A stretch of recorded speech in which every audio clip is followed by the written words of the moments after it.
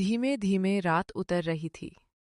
आसमान में तारे टिमटिमा रहे थे और आंगन में चारपाई पर बैठी थी दादी। दादी के चारों तरफ बैठे थे उनके नन्हे नन्हे पोते और पोतियां। सबकी आंखों में जिज्ञासा थी। दादी ने हल्की मुस्कान के साथ बोलना शुरू किया।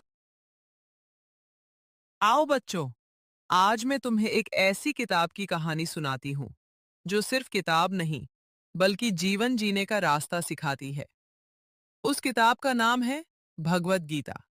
कमरे में हल्की पीली रोशनी थी। बाहर ठंडी हवा चल रही थी और दादी अपने पलंग पर बैठी अपने आसपास बैठे पोते पोतियों को प्यार से देख रही थी। दादी धीमी और स्नेह भरी आवाज में बोली। बच्चों, क्या तुम जानते हो भगवत गीता कितनी खास किताब है? बच्चे उत्सुक होकर दादी की तरफ देखने लगे। दादी मुस्कुराईं और आगे बोलीं। भगवत गीता में 18 अध्याय होते हैं और इन 18 अध्यायों में छिपे हैं 700 श्लोक। हर श्लोक जीवन का एक अनमोल सबक सिखाता है। दादी ने खिड़की से बाहर देखते हुए कहा। थोड़ी देर रुककर दादी। ये ज्ञान श्री कृष्ण ने अर्जुन को कुरुक्षेत्र के युद्ध मैदान में दिया था, जब अर्जुन डर गए थे, जब उनका मन भ्रम से भर गया था। थोड़ी देर रुककर दादी बोली।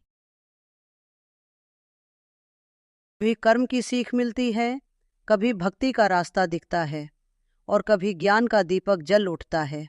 दादी ने बच्चों के सिर पर हाथ फेरते हुए कहा।